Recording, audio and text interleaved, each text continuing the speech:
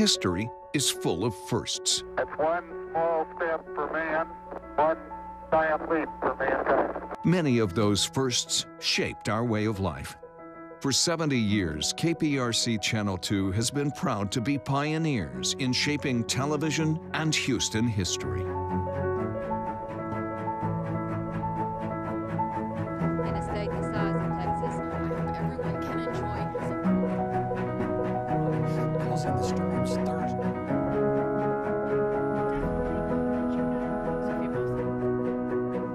Minutes before 9 o'clock, the crew's here telling them. This is the first time in a long they had 11. Send us some of your men. Isn't it good to work for a place that has a sense of history? And indeed it is. See, taking the president from Spring to College Station following.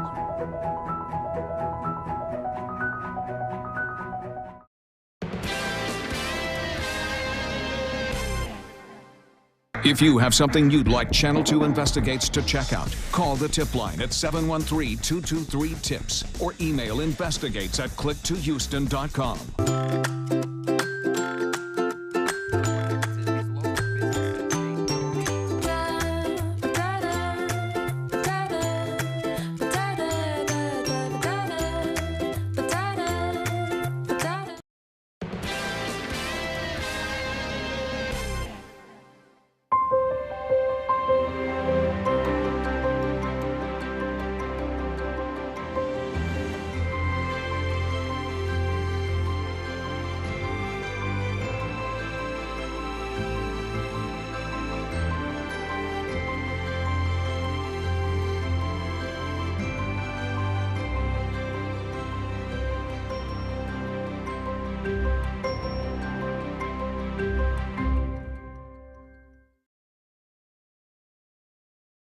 Channel 2 News begins right now with breaking news. That breaking news involving a 2-year-old child who was severely beaten. We've just learned that little boy has died. That information coming from the Harris County Sheriff Ed Gonzalez. Good evening and thank you so much for joining us. I'm Jonathan Martinez. The incident happened at an apartment complex in northwest Harris County. The toddler's uncle, Melvin Morales Gomez, was arrested and charged in connection to the child's injuries. Those charges could now be upgraded. Channel 2's Marianne Martinez joins us live from northwest Harris County with what's next. Marianne? Well, Jonathan, that little boy was first brought here to Kindred Hospital on Thursday. But when the medical staff realized the extent of his injuries, he was airlifted to Memorial Hermann, where he died today. Melvin Morales Gomez is now accused of beating his 2-year-old nephew to death. On Thursday, the little boy was taken to Kindred Hospital with injuries that caused his brain to swell. That's according to court testimony. The little boy, Kevin, was taken to Memorial Hermann, where he was treated for fractured and broken bones. Now, during Morales Gomez's first court appearance, prosecutors say he squeezed and bit the boy. Now, the uncle is still in jail on a $500,000 bond. The little boy is originally from Honduras. A woman who has been caring for the boy for the last few months says Kevin and his uncle arrived to the United States from Honduras about 7 months ago. The boy's mother also made the journey from Honduras north, but according to the caretaker, she decided to stay in Mexico. Now, Kevin was living with his uncle, who was also a primary caretaker. Kevin's 8-year-old brother had also been living with him, and we understand that child is now in the custody of CPS. Now, Jonathan, as you say, we are expecting those charges to be upgraded, possibly to capital murder, and we are also reaching out to the Honduran consulate here in Houston to see what will happen with this little boy, since he has no family here in the United States who can claim his body. Reporting live from Northwest Houston, Marianne Martinez, KPRC Channel 2 News. Marianne, thank you for that report. Developing right now, a terror-related attack in the streets of London. These are new pictures just into the newsroom of the scene there. Police say at least 2 people were stabbed and another person was hurt by flying glass. The alleged suspect was shot and killed by police. As of right now, no group has claimed responsibility for that attack, but authorities have just named the attacker as 20-year-old Sudish Aman. Police say he was also wearing a hoax explosive device. According to authorities, he was recently released from prison where he was serving time for terrorism offenses. The attack happened in a residential neighborhood a bit earlier today. Cell phone video shows a chaos of police swarming the area and blocking off roads. We now know at least one person is being treated for life-threatening injuries. A member of parliament is calling the attack an isolated situation. Meantime, witnesses describe the chaos there. Young guy, maybe early 20s, tracksuit, didn't really see his face, didn't really see his body. I just saw him on the floor and I knew he was bleeding out. Officials think the attack does have ties to Islamic extremism. New at 5 o'clock, the Coast Guard is working to clear and control a crude oil spill out near Baytown. They say an estimated 630 gallons spilled out from a wellhead there. Told it happened along Tabbs Bayou. Officials say the spill was secured and contained, but that it may have started leaking yet again. We are now seeing part of the spill pushing onto the coast along the bay. Authorities are now using more than 700 feet of boom to control the spill, while 2,000 feet of absorbent material has been placed along the shoreline as well. The cause of that spill remains under investigation. We're now just minutes away from the start of Super Bowl 54 and taking a live look right here. This is what it looks like out in Miami right now. That is where thousands of people will watch the Kansas City Chiefs take on the San Francisco 49ers. Kickoff is set for about 30 minutes from right now. And of course, many of the fans got to that stadium early for all of the fun. You can see lots of jerseys out there. They're cheering on their favorite team. This guy right here in a full 49ers uniform having plenty of fun. Channel 2's Ari Alexander is also down in South Beach in the middle of all that action with more. Hey guys, we are here in Miami where, as you can tell, the fans have matriculated from South Beach, where we've been all week, to Hard Rock Stadium here in the fan zone. Lots of Chiefs fans, less Niners fans, lots and lots of Chiefs fans in this game. And this one coming close, a little bit more than an hour until kickoff, when that Kansas City offense takes on that salty 49ers defense. But one thing I did want to talk about, the Chiefs defense has actually been better than the Niners defense in the second half of the year. So that is one thing to look forward to. But two really good quarterbacks, this one, Patrick Mahomes and Jimmy Garoppolo, and they are fighting for the Vince Lombardi Trophy here in Miami. There's a little bit of nerves whenever you're playing any game, but for me, I'm enjoying it. The best thing about this team is that we have fun, no matter what the stage is, no matter where we're playing. I mean, anything could happen. You just got to, I think you have to stay locked in, especially a game of this caliber, playoff game, Super Bowl. I think just, you never know what could happen. We've heard from lots of different people on their Super Bowl predictions. Chiefs legend Dante Hall says the Chiefs are going to run it. We've got guys like David Carr saying he thinks Chiefs are going to win by 2 or 20. And coming up later in sports, I'm going to give you my final prediction and my thoughts on who's going to win this Super Bowl and why. Reporting from the fan zone here outside of Hard Rock Stadium in Miami, Ari Alexander, KPRC, Channel 2 Sports. Well, the International Space Station is getting in on all that Super Bowl action as well. They tweeted out this picture showing what Miami looks like all the way up from space. Nothing but blue skies and plenty of sunshine. Also, fun fact for you, the space station is about the same size as a football field, end zone to end zone. Be sure to stay with Channel 2 both on air and online for continuing coverage of the big game. Ari will bring you highlights of that game as well as the championship celebrations a bit later. You can also follow his reports on click2houston.com. Well, a somber day for space exploration. Yesterday marked 17 years since the Space Shuttle Columbia disaster. All 7 astronauts on board were killed. NASA's Johnson Space Center tweeting out this picture of the crew with their names. It also mentioned a quote by then President George W. Bush that says, "Because of their courage and daring and idealism, we will miss them all the more." The shuttle broke apart upon re-entering the Earth's atmosphere, leading to a widespread debris field, pieces of that spacecraft scattering across East Texas and even parts of Louisiana. We're nearly 24 hours away from voters heading to the polls in the battleground state of Iowa. And once again, presidential candidates are making one final push, holding rallies out in Des Moines. That's where we find Channel 2's Sion Rhodes ahead of tomorrow's caucuses. Sion, good evening to you. And we are inside of a packed gymnasium. Why don't you take a look at this crowd here, all waiting to see former Vice President Joe Biden. Right now we're listening to former Iowa Governor Tom Vilsack about to make the introduction. But this is the main event for folks here, not the Super Bowl. They are ready for tomorrow night's Iowa caucuses. On this final day before the caucuses, people gathered in long lines to hear from candidates making one last push before Monday. I am probably caucusing for Warren, but it feels like a great privilege to be able to hear all of our awesome candidates speak. So happy to hear what Buttigieg has to say. The time has come to get Washington working a little more like our best-run cities and towns. Iowa's unique role as the first in the nation vote in the presidential race, bringing out caucus tourists like these folks who came from Houston, who also wanted to see and hear the candidates for themselves. It's been extraordinary to see how much thought and time is put into getting up in front of your neighbors and actually, advocating for one candidate over the other. It's a lot of responsibility to be the state that goes first. The caucus format's fascinating. Earlier today, I caught up with Chuck Todd, moderator of NBC's Meet the Press. So what's going to happen tomorrow night? Who's going to come up? 1, 2. Look, I think we know one half of the story. One half of the story is going to be Sanders, that he's coalescing, it appears that he's coalescing the progressive wing of the party. That's the half that we know. Is there a clear second place? I think we kind of have an idea that Sanders is going to be one of the top 2 spots. What's the other? So the candidates taking advantage of these final hours, hosting events like this all over Des Moines right now, hoping they will be in that number 2 spot. We'll have reports for you coming up throughout the evening. Reporting live in Des Moines, Sion Rhodes, KPRC, Channel 2 News. All right, we'll see you soon. Thanks a lot, Sion. Houston Texans star J.J. Watt brought a stellar performance to the stage last night as he hosted Saturday Night Live. He brought a slew of funny, well-delivered jokes.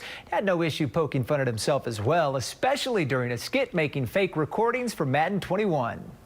Okay, last one for the cutscene at the end of the season. All right. Woo! I'm going to the Super Bowl, baby. My wife's company got tickets, guys. Flag them. That is pretty funny. That was just one of the many skits that had the Houston icon showing off his acting chops. For more of JJ's skits, along with what social media has to say about it all, just check out our website, click2houston.com. Taking action, the U.S. military beefing up their response to the coronavirus outbreak. Still to come, what they could be doing out in San Antonio for people who may have been infected. And it's been a picture-perfect day for your Super Bowl party plans. That will continue into this evening. Just a little bit of cloud cover. That's about it. Otherwise, we're going to be looking at those temperatures that'll slowly work their way back into the 50s. But we've got some changes coming. We'll talk about not only when the clouds are back, but when that cold front slams us back into winter. Coming up.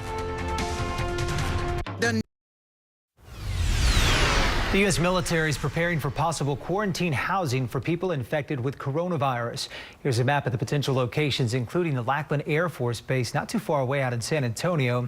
The Defense Secretary has approved a Health and Human Services request to provide military housing for up to 1,000 people who may have to be quarantined on arrival from overseas travel. So far, there have been 9 confirmed cases here in the U.S.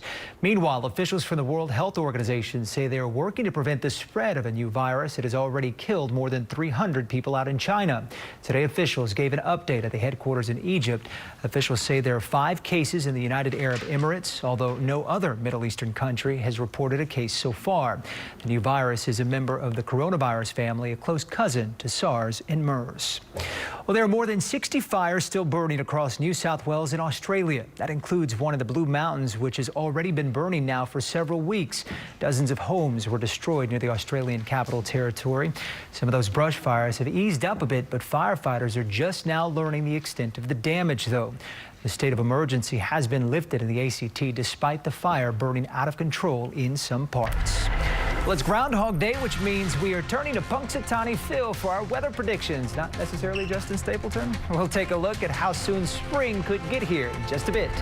Speaking of Justin, we are looking live outside of the Southwest Freeway Studios. He'll have the forecast after the break.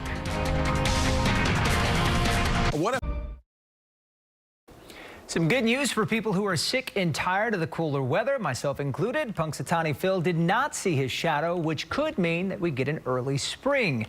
Thousands of people showing up for all the Groundhog Day celebrations out there. If the groundhog did see his shadow, there would have been 6 more weeks of winter. No, thank you. This is only the 20th time in history that Punxsutawney Phil has not seen his shadow. Well, you know why he didn't? You see what else is in that film there? I didn't see it. What do we got? Oh, that would be snow coming down. Yeah, there's so that. if it's overcast and cloudy, you don't see your shadow. Ah.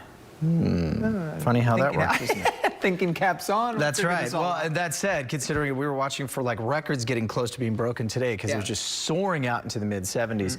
I know it's beautiful out there. Good day to run Memorial. The Loop was crushed today. Yeah, it was super packed today. That's just because everyone was trying to get them run in before you go get the nachos and the queso and all the other good stuff that you're going to get for your party plans for this evening. Should be fine. Not expecting any problems weather-wise out there. Teddy's ready. Hey, Teddy. Look out there. Teddy imbibing a little bit as well. He's got his, what is it, like Toro juice. I don't know what's going on there. Looks like Teddy's going for the 49ers. He's on the Jimmy G train all the way.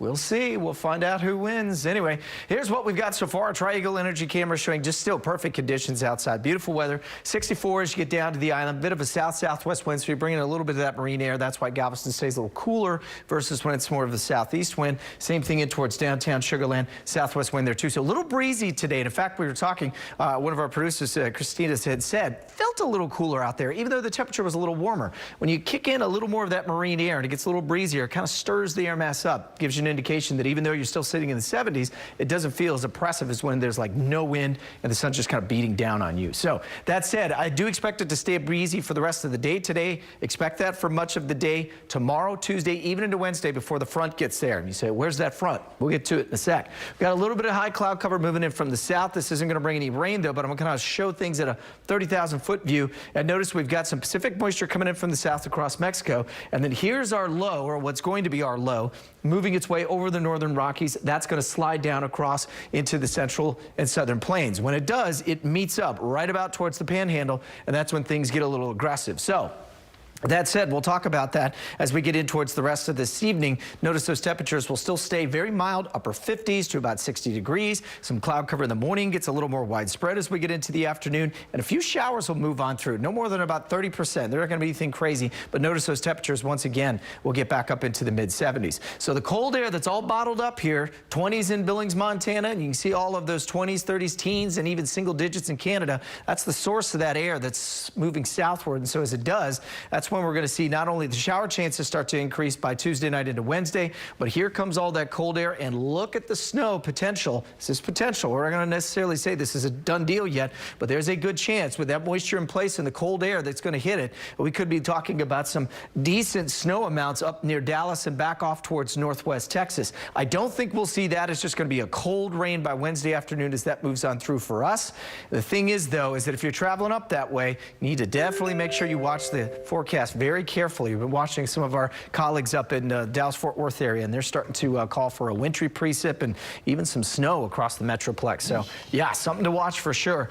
Our temperatures will just go from the 70s, crash to the 50s and 30s for a couple of mornings, and then we'll quickly jump back up into the weekend. In fact, including for the Roughnecks, XFL, their opener on Saturday. Looks like it should be perfect weather in the low 70s. A roller coaster ride for us. Can't wait. New football season. I'm excited to watch them, Randy. I think it's going to be good. Fired up about that. Yeah. Thanks a lot for that, Justin. Randy joins us with a look at some sports. That's right. Latest for the Super Bowl. We've been counting it down all day, like 18 hours or something like that. So it's finally time to play this football game. We're going to take you to Miami, check in once again with Ari Alexander for his preview and prediction on Super Bowl 54. Plus, downtown afternoon hoops at Toyota Center. Rockets trying to take care of business against the New Orleans Pelicans. Big day for James Harden. We'll have reaction coming up.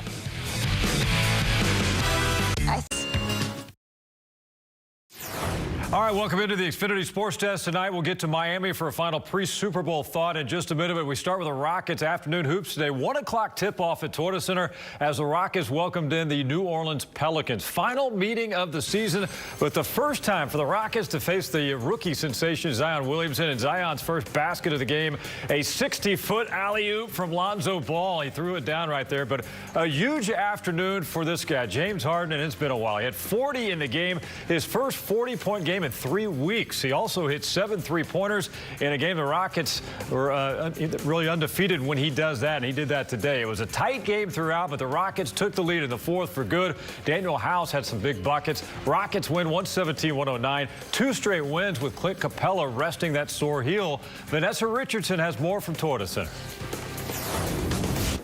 In the first quarter, the Pelicans went on a 14-0 run, and it looked like Houston might be in trouble. But in the second half, particularly the fourth quarter, the Rockets defense finally stepped it up, and Mike D'Antoni was impressed with what he saw.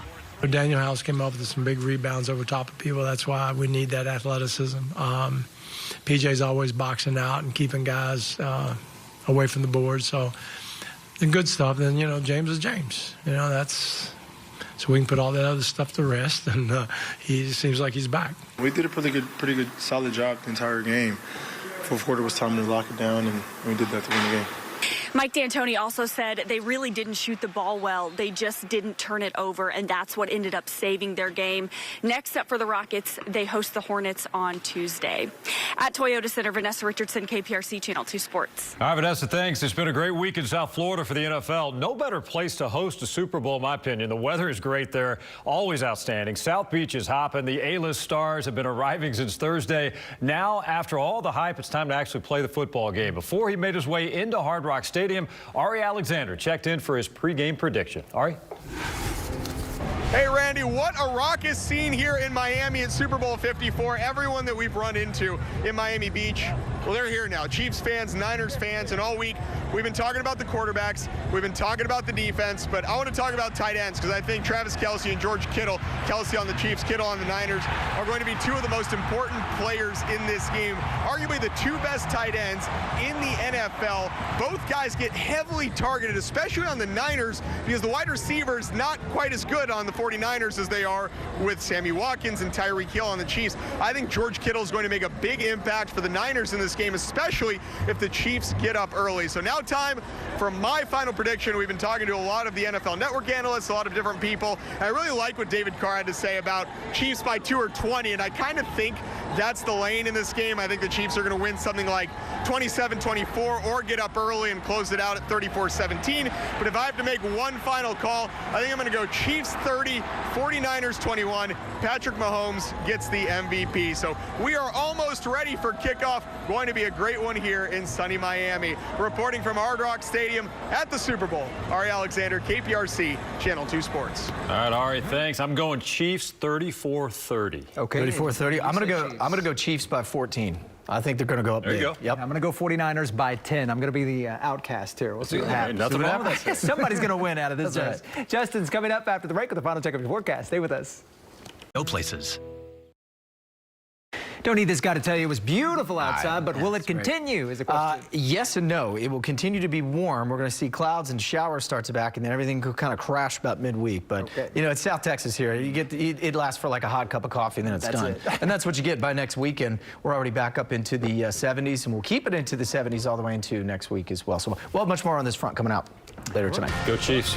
Go 49ers. Go Texans for all of us. That's it for Channel 2 News at 5. NBC Nightly News is next.